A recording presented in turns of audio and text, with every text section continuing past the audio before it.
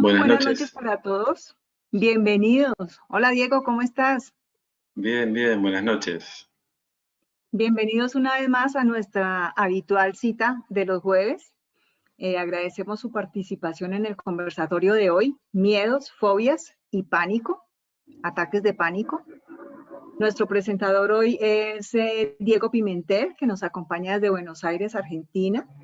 Diego es licenciado en psicología con más de 20 años de experiencia, la cual incluye hipnosis clínica terapéutica, programación neurolingüística, realidad virtual y estudios dentro de la escuela sistemática y cognitiva. Ha incorporado en su práctica tratamientos asociados a las neurociencias y desde el 2013 viene trabajando en neurofeedback y la metodología Brain Trainer. Vamos a dar inicio al conversatorio. Los asistentes pueden dejar sus preguntas en el panel de la reunión que se encuentra al lado derecho de las pantallas. Cuando termine la exposición daremos espacio a las respuestas. Nos disculpan que comenzamos un poquito tarde, pero bueno, ya estamos aquí. Bienvenidos a todos. Diego, bienvenido. Y como que nos iba dando un ataque de pánico hoy antes de iniciar este tema tan interesante. Bueno, muchas gracias. Bienvenidos a todos. Y sí, hoy el tema es un tema interesante, es un tema de actualidad. Fíjense que, bueno, para entrar más de lleno ya a la presentación, todos sabemos que en estos tiempos de pandemia, de cuarentena y nuevos estilos de vida, está sucediendo, que vamos escuchando, hemos leído en los diarios, en las revistas, hemos visto a personas y cómo esto los va afectando, ¿no? Cómo la pandemia afectó, cómo la cuarentena afectó, tanto encierro. Eh, el otro día hablaba con un paciente que justo se mudó hace unos meses y digamos que al comienzo de la cuarentena le tocó mudarse por primera vez en su vida. Y bueno, le pasaba que se sentía totalmente encerrado y simplemente le dije, mirá, esto es nuevo, normalmente nadie se muda en una pandemia. Así que bueno, fíjate si vos estabas acostumbrado a vivir de otra manera, fíjate si querés compartir con tu familia, si querés de vez en cuando quedarte a dormir con ellos, y andá haciendo algo mixto, no necesariamente algo tan extremo, porque una mudanza, por ejemplo, una cuarentena es algo difícil, ¿no? Cuando es por primera vez y de repente también tiene algo más grande, algo más pequeño. Digamos que el estrés de una cosa se suma al estrés de la otra. Entonces, hay muchas personas y ha habido muchas consultas en los últimos tiempos en relación a los miedos, las fobias y el pánico. Entonces, por eso es un tema del momento, es un tema que es muy importante porque uno tiene que resolver este tipo de trastornos cuanto más rápido mejor, porque yo he trabajado con pacientes con hipnosis y de repente eh, el ataque de pánico de una sesión a la otra podías hacer que no vuelva a aparecer y negociabas nuevamente con el síntoma y por otra sesión para que no aparezcan los síntomas, para que la persona pueda vivir esa semana mejor. Y de repente, bueno, no, cuando te viene un paciente con años de solamente tal vez estar tomando una pastilla u otro tipo de tratamientos, es difícil porque ya la persona está con la autoestima mucho más baja y le cuesta mucho más poder llegar a un estado saludable porque al cerebro también le van pasando cosas, ¿no? Es como que eh, los primeros momentos en una fobia, en pánico, uno puede trabajar con algunas técnicas más tranquilas, como ser alguna forma de biofeedback, algo de visualización, pero digamos que cuando pasa el tiempo hay que trabajar un poco más, con más intensidad en estos pacientes porque lamentablemente no han conseguido salir de este tipo de trastornos de ansiedad o no han conseguido minimizarlos a modo de poder vivir mucho mejor, tal vez con un cerebro un poquito con tendencia a esa ansiedad, ¿no? Pero bueno, quería comentarles esto, pues es importante. Igual con el paso del tiempo he incorporado el neurofeedback también a este tipo de tratamientos porque me parece muy útil que mientras trabajas con determinadas técnicas para que la persona pueda desensibilizar sistemáticamente, ¿no? O pueda empezar a vivir mejor, también con el neurofeedback empezar a trabajar para que el cerebro se vaya acomodando de una manera más funcional. Pero bueno, estamos en la semana de Halloween y el tema tiene que ver con esto, ¿no? Miedos, pánico, fobias. Fíjense que los miedos, ¿no? Muchas personas dicen, ¿no? Un miedo puede ser algo que me imagino. ¿Saben? Si una persona se imagina algo y le causa miedo, es porque la imaginación para el cerebro lo toma como algo real. Pero también a un niño le digo que esa hermosa señora de cara celeste verdosa que existe y bueno, lo va a tomar como algo de verdad y se va a asustar. Entonces, el miedo se entiende como un temor lógico que se produce ante un objeto o hecho real que lo estimula y desata. Se encuentra dentro de la mente de la persona y muy pocas veces se expresa con algo concreto. En la fobia es distinto, hay miedo. Entonces la fobia es miedo o ansiedad intensa por un objeto o situación específica. Por ejemplo, volar, altura, animales, etc. Y la persona evita o resiste activamente con miedo o ansiedad intensa, siendo los mismos totalmente desproporcionados al peligro real que plantea el objeto o la situación específica al contexto sociocultural. El miedo, la ansiedad o la evasión causan malestar clínicamente significativo en la persona y le generan un deterioro en lo social, en lo laboral y también posiblemente en otras áreas importantes de su funcionamiento cotidiano. O sea, fíjense que una cucaracha, ¿no? Puede causar, o sea, una persona le puede tener una fobia a una cucaracha, cuando la cucaracha nos ve venir, sale corriendo, pues dice, me va a pisar este grandulón y es un peligro, ¿no? Sería normal y que la cucaracha nos tenga miedo y no que nosotros podamos tener una fobia. Pero bueno, las fobias no responden a cuestiones racionales y simples. O miedo a subir un ascensor, digamos, hay muchas fobias, muchos tipos de fobias y diríamos que en la medida que pasa el tiempo le van poniendo nuevos nombres, ¿no? Lo que antes sonaba simplemente como miedo a tal cosa y no, ahora se llama fobia a tal y tiene tal nombre.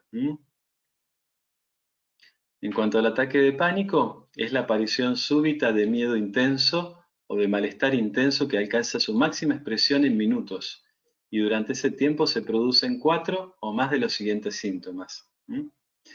Voy a leerlos más o menos rápido, salteándome algunas cosas, porque en los renglones normalmente hay información más o menos de más de lo mismo.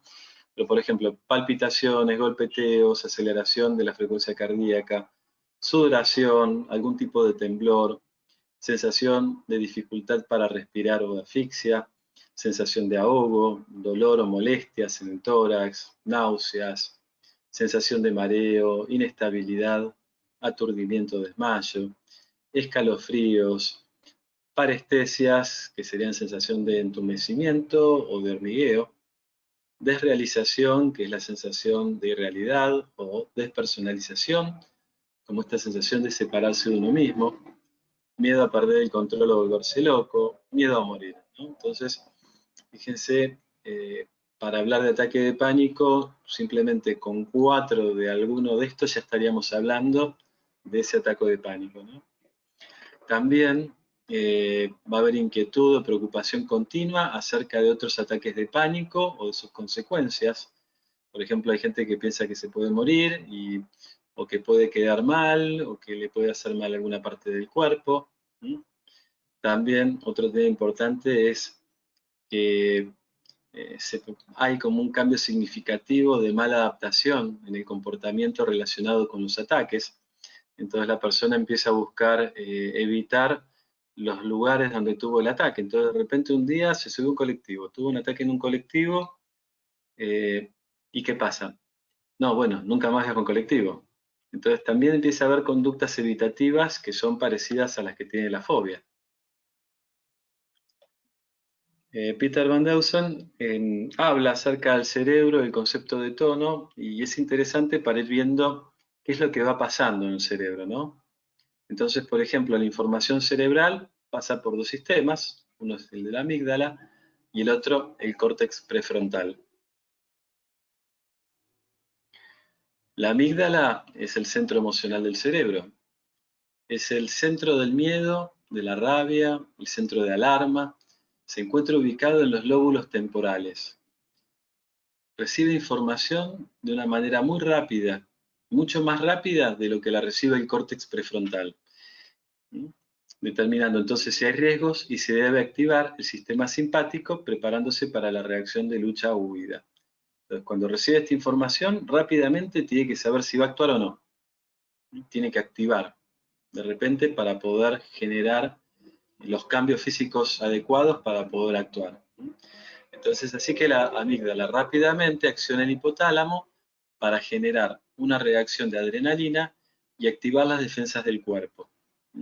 Aumenta también la activación del sistema simpático.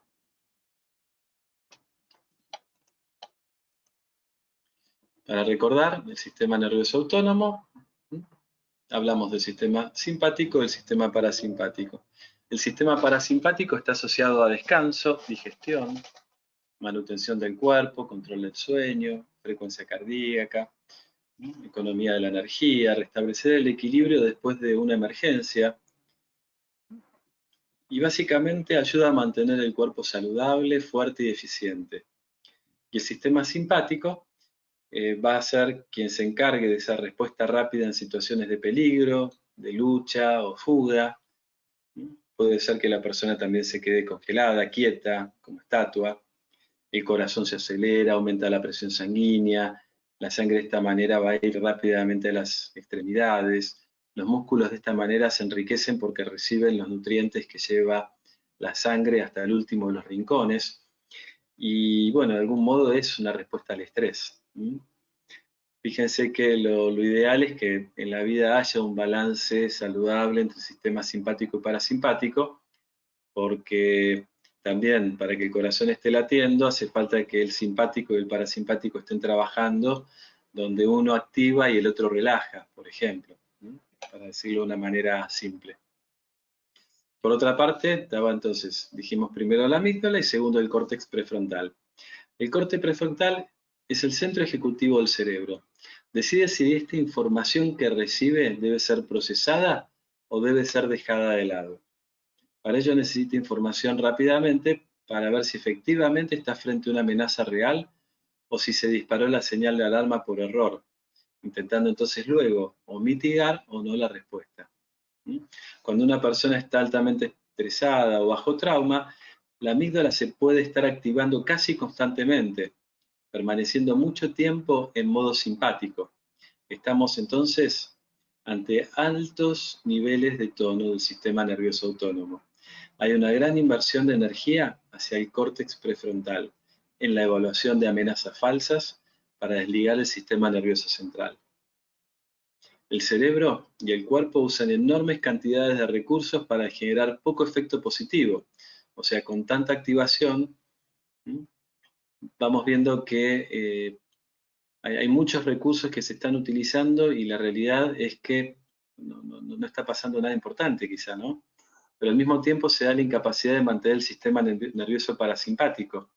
Entonces, con el tiempo, este sistema comienza a desregularse, ¿no? Imagínense, aparecen las falsas alarmas, el sistema se activa, la persona respira de determinada manera, prepara el cuerpo para el huido, para la lucha, etcétera, etcétera, y de repente quizá no hay nada, ¿no? Como puede pasar en una fobia, que hay un bichito, quizá la persona se escapa, quizá en el ataque de pánico la persona misma termina de generar semejante ataque, a partir del miedo a que se repita o el miedo a lo que está pasando.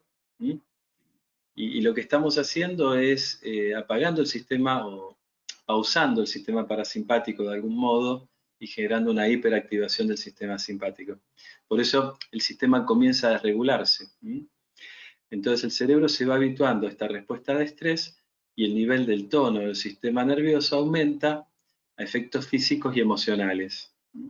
Entonces, este estrés empieza a dañar de algún modo o a afectar de algún modo tanto al cuerpo como a las emociones. El estrés físico entonces puede desencadenar en ansiedad emocional y viceversa. Niveles altos de estrés resultan en colapsos en la manutención de las funciones del cuerpo. A medida que los niveles del tono aumentan con el tiempo, efectos rebotes como ataques de pánico y jaquecas pueden comenzar a ocurrir. Entonces es muy importante poder estar atento a qué situaciones de estrés van sucediendo en la vida para que esa ansiedad pueda ser canalizada adecuadamente o trabajada para que uno pueda salir de esa activación tan fuerte del sistema simpático. Ahora sí, les voy a contar un poco acerca de un paciente que llega a su primera consulta. ¿Y qué pasa en esta primera consulta? Vemos con qué diagnóstico viene. Viene medicado, el diagnóstico es por fobia social, claustrofobia y neofobia. Acá puse aclaro lo que es la neofobia porque es bastante nuevo el término. Y es el temor o fobia incontrolable e injustificado conscientemente hacia cosas o experiencias nuevas. Se puede manifestar como la falta de voluntad de probar cosas nuevas o romper con la rutina. Y también este paciente presentaba en varias de estas situaciones de fobia, podían aparecer ataques de pánico. Entonces, bueno, como buen paciente con fobias, venía de años de medicación y simplemente enfrentaba muchas de estas situaciones con malestar y con pastillas. El paciente entonces informó de las siguientes áreas, cuál era la dificultad o cuáles eran las más importantes en su vida, ¿no? Y bueno, por ejemplo, bueno, él habló de que la ansiedad era algo muy fuerte, muy importante en su vida, los temores un tanto menos, la depresión, el estrés y la rabia. Después hay otras con otros porcentajes que, bueno, van siendo cada vez menores, pero quizás no son tan significativos para el tema que estamos tocando hoy. ¿Qué hicimos entonces? Bien, ante el diagnóstico, tuvimos la entrevista, realizamos un escaneo cerebral con una gorra de electrodos como la que pueden ver, que va a estar conectada a este equipo que están viendo sobre la izquierda. Entonces, se realiza un escaneo cerebral que nos da un montón de información del cerebro. Y básicamente les voy a ir contando qué es lo que vimos en ese cerebro de esta persona. O sea, piensen en lo que normalmente puede tener como síntomas o modos de relacionarse o modos de sentirse una persona con fobias y pánico. Por un lado, vemos acá qué pasa en las áreas de los temporales asociadas a la amígdala. Y se ve que son áreas que están con mucha activación. Activación de beta y de beta alta. Más activación de la que deberían tener. Entonces, es claro lo que vimos antes en relación al concepto de tono, qué es lo que está pasando, cómo está desregulado. Acá vemos que esa amígdala está trabajando de más. Pero, ¿qué es lo que pasa? No solamente la amígdala está trabajando de más. Digamos, esta persona ya es una persona que presenta mucha actividad en los temporales también en relación no solo a frecuencias beta y high beta en esas áreas temporales, sino que además en todo el cerebro está presentando unas frecuencias más bien rápidas. Y en estas personas hay mayor tendencia a la ansiedad, dificultad para que se relajen, el pensamiento suele ser acelerado, pueden ser irritables, puede haber respuestas exageradas a situaciones estresantes, necesidad de mantener siempre el control, disturbios del sueño y tendencia a bloquear los sentimientos. Fíjense lo que les leí acá, ¿no? Esta dificultad a relajar, necesidad de mantener el control, ¿no? Una persona con fobia o con pánico normalmente quiere que todo esté bajo control, porque si algo está un poquitito más allá le puede generar más ansiedad, puede aumentar el miedo, ansiedad puede desembocar en pánico. Y también esto de la tendencia a bloquear los sentimientos es interesante porque siempre que trabajé con personas que padecían de ataques de pánico, y también las personas con fobia de algún modo no saben de dónde viene esto. Ahora, cuando yo trabajé con hipnosis, encontraba las causas las causas profundas de las fobias y del pánico. Y normalmente, bueno, eran distintos tipos de causas, pero en el pánico solían ser distintas situaciones estresantes, de cambios muy fuertes en la vida de la persona, puede ser personas que se murieron en su familia, alguien que se recibió. A veces me acuerdo de una paciente que acá hace años hubo un incendio muy complicado en un lugar para bailar y los medios de comunicación estuvieron todo el día mostrando a los muertos que iban sacando de ese lugar, a los que sacaron quemados, a los que llevaban con la ambulancia a un lugar, cómo los del sistema de salud estaban totalmente agotados. Bueno, mostraron cosas, imágenes fuertes, normalmente esto pasó encima a fin de año, creo que había sido el último del año, entonces mucha gente estaba en la casa, enganchados del televisor, mirando las noticias constantemente. Y esto fue una sobrecarga para el sistema de muchos, pero no para todos. Ahora, esta paciente vino con ataques de pánico a los pocos días al consultorio y también había tenido una situaciones de estrés asociadas a cosas lindas, como que se había casado, se había mudado, se había recibido en la facultad, pero también había muerto alguna persona de la familia. Y todo eso se había dado en un lapso de un año y medio más o menos. Entonces su sistema estaba totalmente al rojo, digámoslo así, ¿no? Habían pasado un montón de cosas que ella, tal vez por esta tendencia a bloquear sentimientos, ¿no? Digamos, ya hay un cerebro que más o menos tiene determinadas formatos de funcionamiento que después también pueden ayudar o acompañar a que los síntomas también aparezcan a partir de esta sobrecarga, ¿no? Pero fíjense cómo, bueno, no sabía por qué tenía el ataque de pánico. Esto es como la magia, el mago te muestra lo que te quiere mostrar, mientras tanto la otra mano la tiene oculta y está haciendo otras cosas. Entonces, tanto en el pánico como en la fobia sucede un poco de esto. Las personas se quedan mirando el hecho en sí de la fobia o el miedo a que se produzca el ataque de pánico, pero no pueden profundizar, no pueden ir hacia adentro, bucear y saber realmente de dónde viene todo esto, ¿no? Salvo que, bueno, por algunos estilos de terapia se puede llegar a acceder. Entonces, fíjense, un cerebro con beta rápido o high beta, asociado a efectos cerebrales de los traumas, presenta un exceso de activación cerebral, sensibilidad extrema e hipervigilancia, con una respuesta de defensa y de protección exagerada y reacción de estrés, ¿no? Todo esto estaría relacionado con experiencias traumáticas que la persona vivió.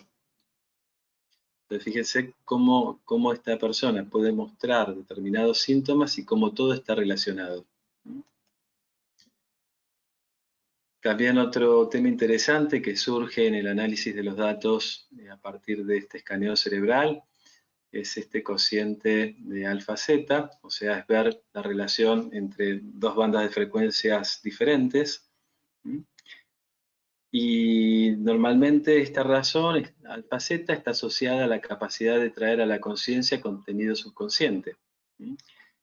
Pero en este caso la razón es alta, predomina alfa, y esto está asociado a falla en procesamiento de información, problemas cognitivos, motivacionales y ansiedad. Entonces también, si la persona falla en procesar información, si hay algún tipo de dificultad en traer también a la conciencia contenido subconsciente o no, ¿no?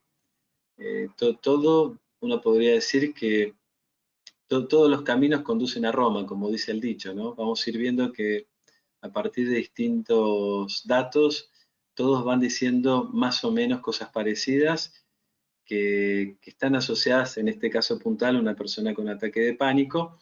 En otro caso puede ser a otro tipo de persona que tenga otros síntomas o que haya tenido otras experiencias traumáticas, pero que también le hayan dejado este tipo de huellas cerebrales. A nivel cerebral hay una frecuencia pico general bajo. La frecuencia pico general es una medida de la velocidad general del cerebro. Picos bajos indican un predominio de las frecuencias lentas, que está asociado esto a dificultades para mantener el enfoque externo, dificultades para fijarse en los detalles y con el procesamiento del lenguaje, depresión potencial y bajos niveles de energía. Bajos niveles de energía, a ver, cuando uno ve a una persona ansiosa piensa que tiene un montón de energía. Bien, una persona que está ansiosa está desperdiciando energía. Entonces, le queda un resto de bajo nivel de energía de algún modo. Entendámoslo más o menos de esa manera. También fíjense esto de dificultades para mantener el enfoque externo. Entonces, una persona con pánico, fobias, es muy común que tenga mucho diálogo interno en determinados momentos. Y el diálogo interno normalmente tiende a ser pesimista, ¿no? Una persona que arranca con un ataque de pánico tiene un poquitito de alguno de los síntomas que nombramos al comienzo, y como apareció ese síntoma ya sabe que le viene el ataque y se pone más nervioso, más ansioso y tiene más miedo. Entonces de repente empieza a sentir que las manos se quedan más tensas y más frías, y bueno, y así con esa dificultad de estar conectado con el mundo externo y con otras cosas, va ayudando a que ese ataque de pánico se vaya desencadenando a la perfección. También se observa, con respecto a las ondas beta, se observa que hay una frecuencia pico de beta que es más bien alta. Y este tipo de pico de beta, digamos, al ser alto, no es funcional. Está relacionado, nuevamente hablamos de hipervigilancia y miedos basados en traumas. Piensen también que el ataque de pánico en sí es una situación que podemos considerar la trauma. El modo en que también se genera algunas fobias podría ser considerado trauma. Y digo podría porque hoy no vamos a hablar de trauma, pero si buscan más o menos qué es lo que es un trauma, van a encontrar que en ambos casos, bueno, la persona hasta puede tener sueños, etcétera, etcétera. Le vienen imágenes a la mente asociadas a alguno de los eventos anteriores, etcétera.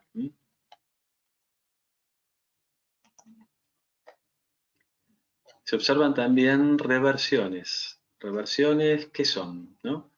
Las reversiones tienen que ver con que si hacemos un escaneo cerebral en una persona, tenemos que encontrarnos con que debe haber, por ejemplo, más frecuencias rápidas en el hemisferio izquierdo que en el derecho. En el derecho debe haber más frecuencias lentas tipo alfa que en el izquierdo. Tiene que haber más frecuencias tipo beta frontales, y tiene que haber más frecuencias tipo alfa en occipitales o en áreas posteriores. ¿Está bien? Entonces, en este caso, se ve que hay reversiones. Si ustedes miraran la pantalla, van a ver distintos colores. No vamos a entrar en ese detalle, sino simplemente en la importancia de lo siguiente, ¿no? Que el hemisferio derecho es más rápido que el izquierdo, y esto está relacionado a menudo también con ansiedad, irritabilidad, y si los niveles son altos, también en problemas en cuanto al manejo de la ira. También el hemisferio izquierdo tiene predominio de alfa, y esto está relacionado con un estado de ánimo depresivo, visión negativa de las experiencias y quizá dificultades con el procesamiento del lenguaje. Entonces, fíjense que una persona que está con visión negativa de las experiencias, un estado de ánimo depresivo, pensemos que cuando ya viene con fobia hace un buen tiempo, o con ataques de pánico hace un buen tiempo, y tratamientos que no lo ayudaron a salir, el estado de ánimo sí se entiende que está más ligado a lo depresivo, y también con una autoestima que tiende a ser baja. ¿Por qué? Porque también siente que necesita de una pastilla para poder hacer determinadas cosas, ve que los demás actúan y no necesitan nada para hacer lo que a él le cuesta un montón. Entonces, la depresión y la baja autoestima suelen acompañar a estos cuadros. Otro tema interesante es el cociente de Swingle.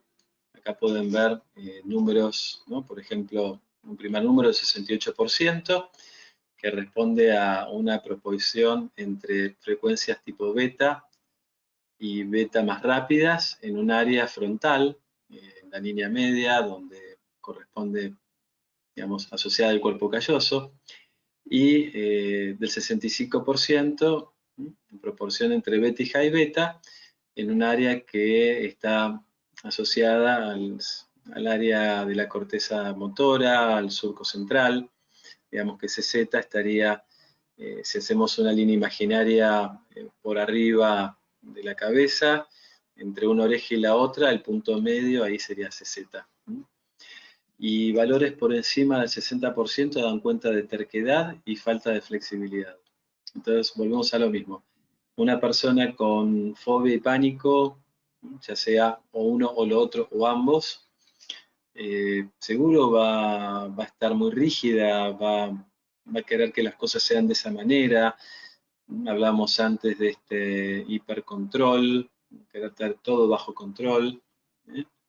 Entonces, es muy importante poder ayudar desde la psicoterapia y también desde nuestra propuesta del neurofeedback para que esta persona pueda empezar a mejorar su forma de estar en la vida, de estar en el mundo, de disfrutar, de conectarse, de poder bajar los niveles de estrés, de poder bajar esa ansiedad. Con respecto a la sincronía, si bien este cerebro, bueno, va a mostrar alta sincronía en ondas rápidas en varias áreas, pero en áreas frontales es importante, asociado al tema que nos compete hoy, porque estaría asociado a rigidez mental, obsesividad y tal vez ansiedad. Entonces nuevamente aparecen estos temas. Y por otra parte, niveles bajos de sincronía en ondas lentas pueden relacionarse con un cerebro que desperdicia energía, dando como resultado fatiga y a veces una desaceleración generalizada. Esto que les decía antes. Por un lado, desperdicia energía, por otro lado, acá vemos que puede haber fatiga, esto que veíamos antes también en relación a un cerebro que es como si no tuviera por momentos, ¿no? O sea, imagínense a alguien que, a modo metafórico, ¿no? Imagínense una persona que es maníaca y que después pasara a la depresión. Bueno, acá no hablamos de manía y depresión, sino que hablamos de una hiperactividad del sistema simpático que va haciendo que el sistema parasimpático esté cada vez menos activo en relación a lo que el cuerpo está necesitando para volver al equilibrio. Y de algún modo tanta actividad genera un agotamiento. En área central, en CZ, también este cerebro muestra un enlentecimiento en esa zona, que podría estar relacionado con impulsividad física, dificultades para la relajación, falta de control físico, problemas de mantenimiento del cuerpo y distraibilidad. Muchas personas que están en tratamiento dicen que quizá van a dormir y a veces no descansan bien, ¿no? O de repente quizá le invitas a hacer un ejercicio de relajación y te dicen, bueno, pero yo no me sé relajar. Ahora, una vez que uno los guía, la verdad lo disfrutan mucho y les hace muy bien. Por eso se utilizan a veces técnicas de respiración, como para que la persona después pueda aprenderlas y utilizarlas en lo cotidiano. ¿Por qué? Porque cuando uno se relaja, es como cuando uno duerme. Cuando uno duerme, pensemos que el sistema nervioso trabaja en las tareas de mantenimiento del cuerpo y después la persona puede levantarse con más energía. que es distinto a tomarse un buen café o una bebida energizante, ¿no? O sea, uno es un empujón y el otro es me relajo para volver con energía. Uno es me da energía un elemento externo. Entonces, muchas veces estas personas, con estos desgastes que tienen, no se relajan, no pueden bajar. Acuérdense de que esto que tiene que ver con relajación tiene que ver con el sistema parasimpático que está por ahí al fondo escondidito y difícil de encontrar para ellos. Con respecto al ritmo sensorio-motor, que también está asociado a esa zona que les decía del surco central, cercano a CZ, y un poquitito a la derecha y un poquitito a la izquierda, cuando hablamos de otros puntos que se llaman C3 y C4. Entonces se ha demostrado que el ritmo sensorio-motor se relaciona con el control y la relajación física. Entonces, en estas personas, básicamente en este paciente, pero hay una tendencia que en este tipo de personas, el ritmo sensorio-motor, digamos, esté disminuido. Entonces, se observa que tienen problemas con la relajación física, hay una escritura pobre, son más bien inquietos, son movedizos, son impulsivos. Hay una cuestión también asociada a que pueden distraerse y puede haber problemas de coordinación motora. También están los problemas del sueño, que puede ser un sueño inquieto o dificultades para conciliar el sueño, o que de repente en la mitad de la noche abren los ojos y les cuesta volver a conciliarlo. Otro tema interesante es el red de modo predeterminado. Acá les explico un poco de qué se trata. Este sistema se describe como lo que el cerebro hace cuando no está haciendo nada. Se trata de conexiones entre el cíngulo anterior y el posterior. Se activa cuando las tareas están orientadas internamente, o sea, pensar en uno mismo, soñar despierto, etc. Y se desactiva cuando el foco es una tarea externa. Se encuentra más a menudo en los estados de conciencia de enfoque abierto y menos en los estados de conciencia de enfoque cerrado.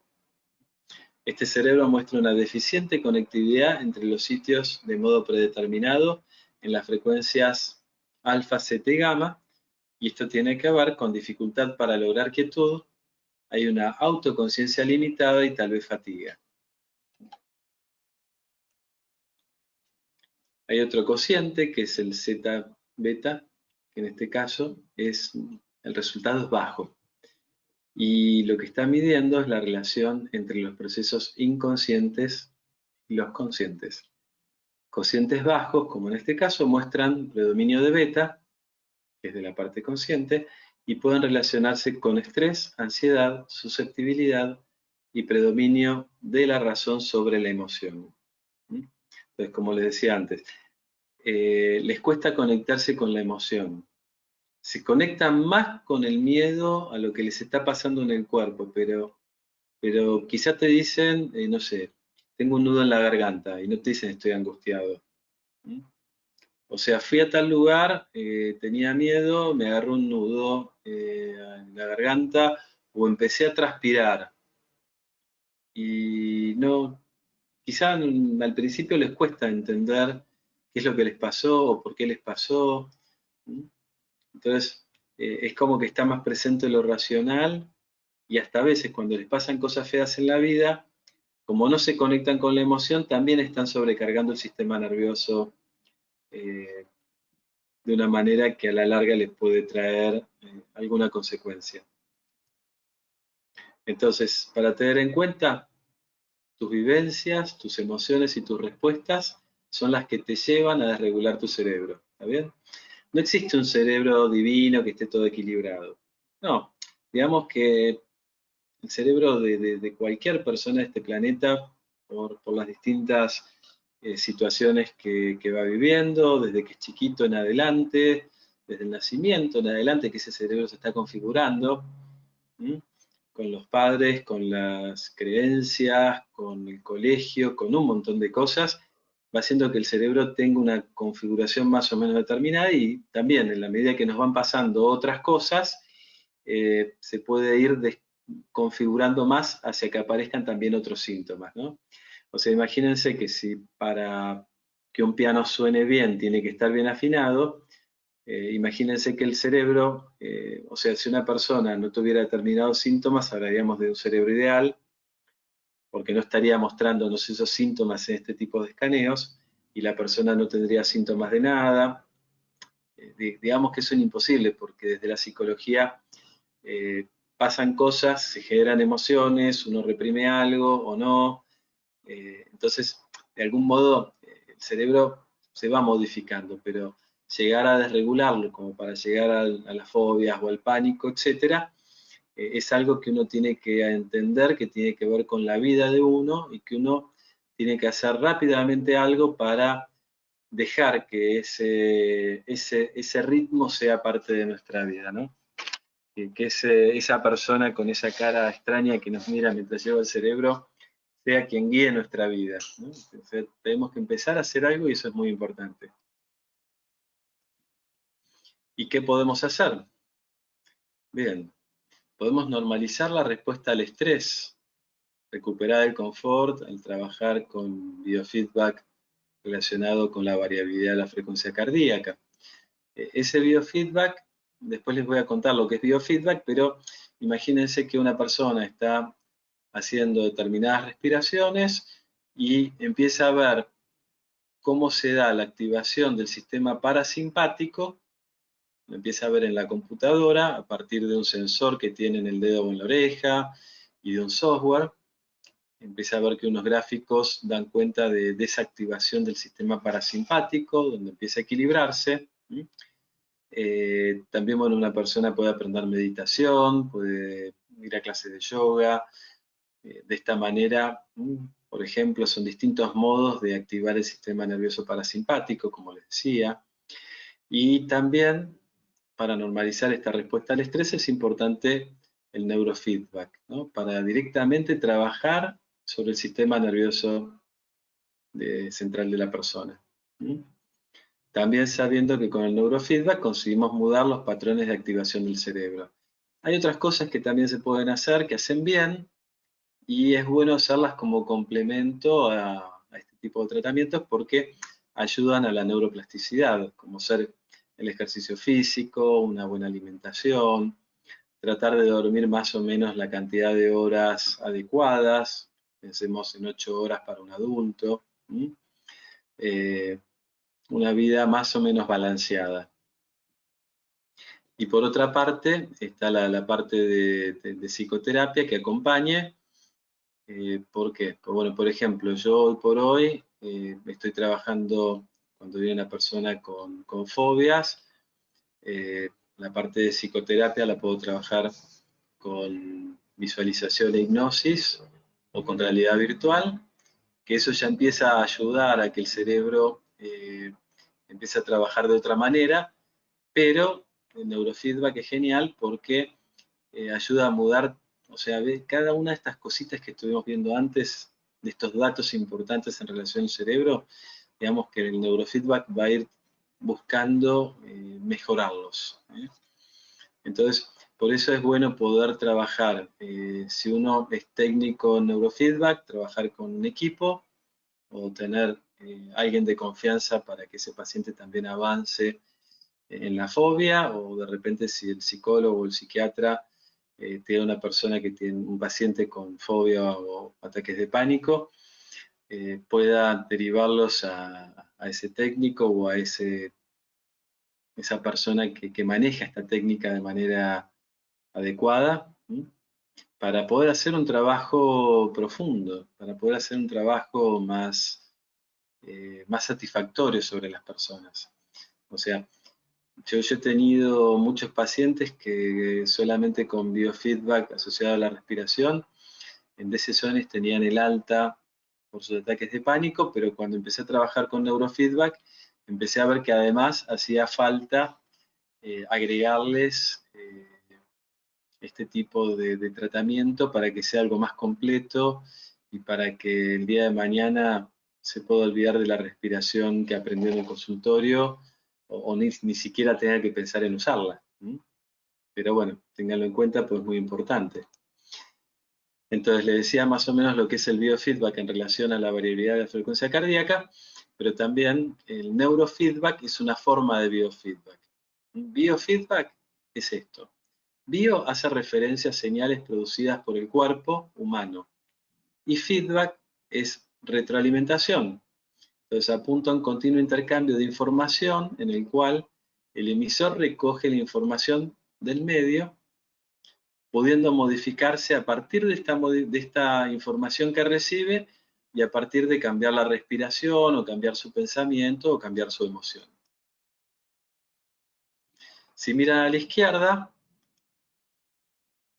ven una pantalla, los colores se oscurece un poco y se aclara, baja y sube el volumen. Eso es lo que ve el paciente cuando está haciendo neurofeedback. En el dibujo, en el gráfico de la derecha, o en la imagen de la derecha, eso es lo que ve el profesional o el técnico mientras está trabajando, ve qué es lo que está pasando con el cerebro. Entonces el neurofeedback tiene que ver con esto. Es una forma de biofeedback que nos permite modular la actividad del cerebro gracias al entrenamiento. Para dicho entrenamiento se utiliza un equipo que mide las frecuencias cerebrales y un elemento externo que da cuenta de la actividad cerebral. El equipo es este rojo y negro que vemos sobre la derecha. Tenemos la computadora con el software, tenemos un televisor que está mostrándonos o mostrándole al paciente que está sentado qué es lo que está pasando con sus ondas cerebrales. En la medida que lo está haciendo bien, o sea, la persona en el neurofeedback no tiene que pensar en nada, sino simplemente tiene que mirar la pantalla. En la medida que lo está haciendo bien, la pantalla se ve mejor y el volumen se escucha mejor. En la medida que sí lo está haciendo mal, en ese momento se oscurece y baja el volumen. Acá les explicaría entonces cómo es ese funcionamiento, ¿no? Funciona gracias a conceptos, o sea, funciona por lo siguiente, ¿no? Hay conceptos importantes que sustentan o avalan el neurofeedback. Por un lado está la neuroplasticidad. La neuroplasticidad está presente a lo largo de toda la vida de la persona. Es muy importante la motivación y la repetición, y dentro de esta repetición va a hacer que esas nuevas conexiones cerebrales o esas nuevas ramas o esa activación cerebral en el lugar adecuado se va a ir fortaleciendo. Y se va a ir dando como veíamos antes, con esa pantalla. Entonces, ahí en ese momento la persona está recibiendo el castigo y el refuerzo positivo. El cerebro mismo entiende eso y va a esforzarse por conseguir el refuerzo.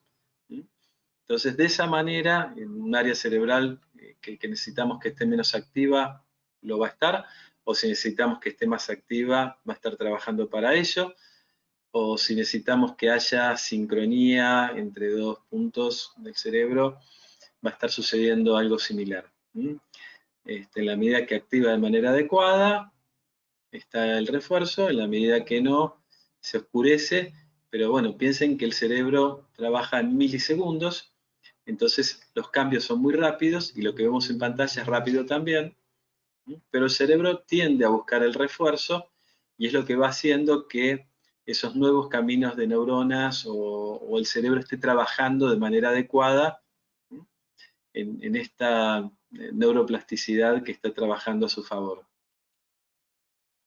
Entonces el entrenamiento cerebral con neurofeedback sirve para muchas cosas.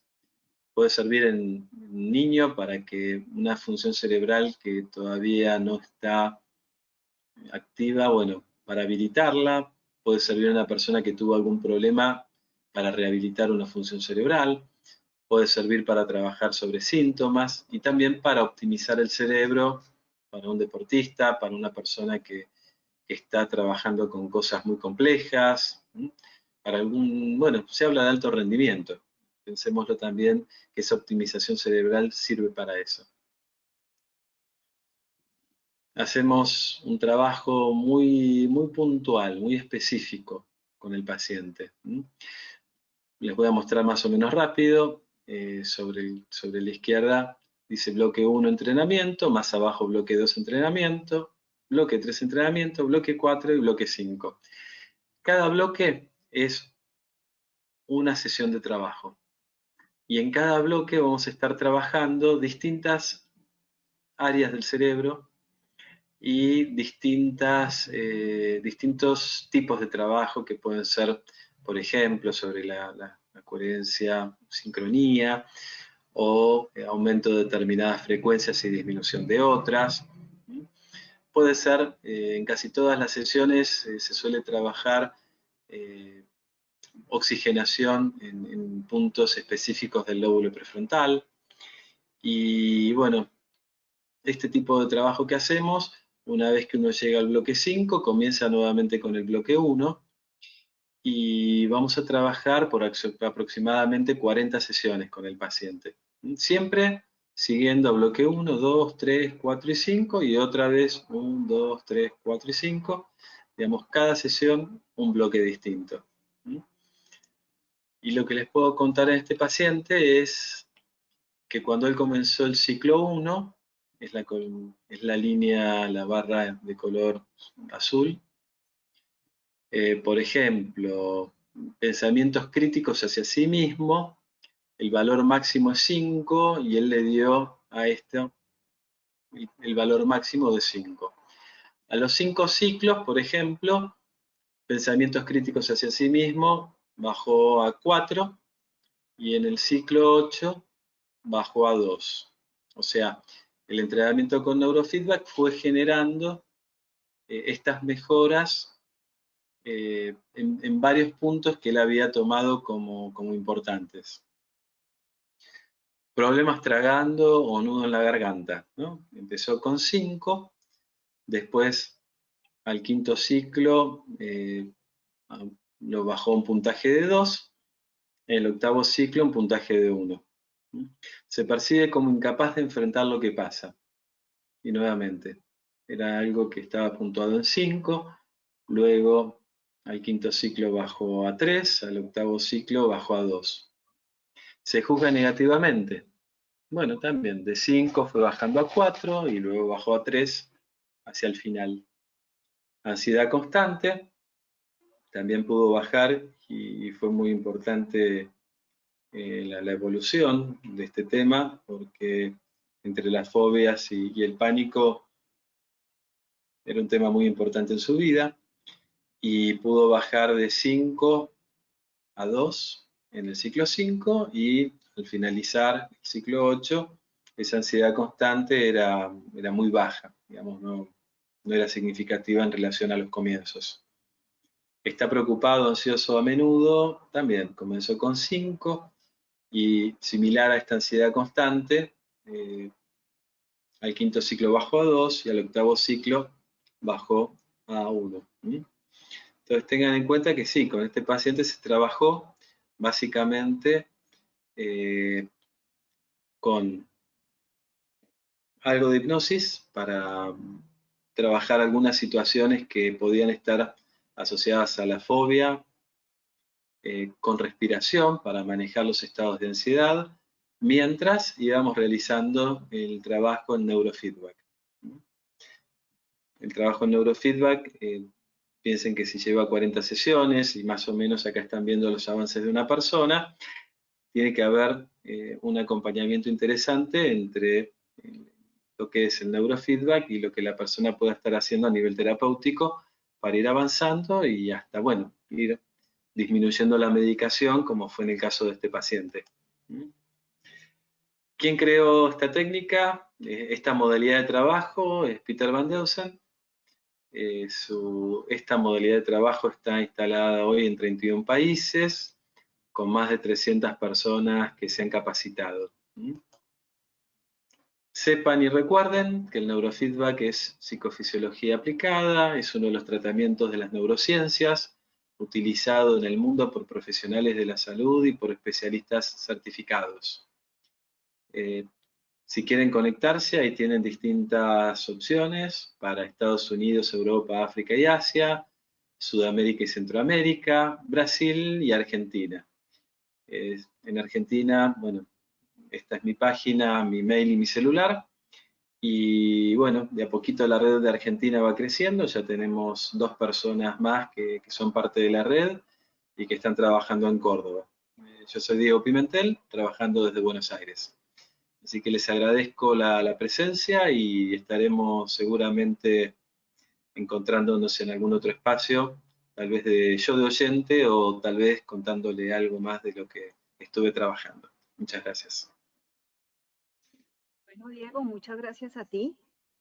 Aunque estamos un poquito cortos de tiempo, tengo solo una pregunta que dice que si los miedos se heredan de padres a hijos. Y muchos miedos son, gracias, o por decirlo de algún modo, gentileza de la familia de origen. ¿Mm? Porque digamos que esos miedos, al igual que algunas ansiedades, las transmiten los padres. ¿Mm? Por ejemplo, hay padres que sobreprotegen porque tienen miedo que pase tal cosa o tal otra, entonces después los chicos tienen miedo de salir y hacer. ¿Mm? También hay miedos que son culturales, que arrancan en la niñez. Este, no sé, bueno, acá en Argentina se hablaba del campo y la luz mala, en otros lugares se habla del hombre de la bolsa, y son miedos que son transmitidos en este caso a propósito, ¿no? O sea, una cosa es un miedo que es transmitido sin querer porque mamá o papá tienen miedo a algo, ¿no? Por ejemplo, mirá, cuando salgas, no uses el celular porque te pueden robar, ¿no? Entonces, unos padres que le empiezan a decir eso a los hijos, o que el hijo los ve temerosos en la calle con el teléfono, y ese chico ya va a tener miedo el día de mañana, y está bien, es miedo ante algo real y concreto, pero mientras sea un miedo saludable, como quien dice preventivo, y no un miedo que me paralice, bueno, sonó raro lo que dije, ¿no? Porque digamos que la prevención de algún modo es un modo de anticiparse a algo, ¿no? Entonces, por prevención no saco el celular en la calle. Por prevención, ¿qué significa eso? Que no lo saco porque a ver si me lo roban. Bueno, ¿tenés miedo que te lo roben? Bueno, no tengo miedo porque tengo prevención. ¿Está bien? Entonces, digamos que son todas cosas que están un poco mezcladas. Pero digamos que sí, de algún modo los miedos son transmitidos, muchos de ellos, y otros por televisión, por religión, por cultura, eh, por reglas, por leyes.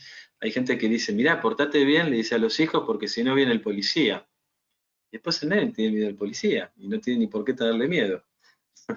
Entonces, es un poco así, la pregunta es correcta y bueno, y agradezco nuevamente la presencia de todos ustedes y si quieren hacer más preguntas, las dejan en el chat y más adelante podrán ir encontrando seguramente en sus mails alguna respuesta. Así que muchas gracias nuevamente.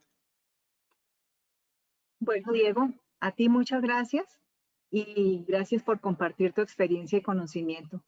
Te esperamos entonces en una nueva oportunidad. Bueno, muchas gracias y hasta la próxima. Nosotros los invitamos a visitar nuestra página neurocienciaaplicada.org, donde encontrarán información sobre las diferentes modalidades y opciones de entrenamiento cerebral. También en diferentes países de Latinoamérica hay entrenadores de nuestra metodología Brain Trainer.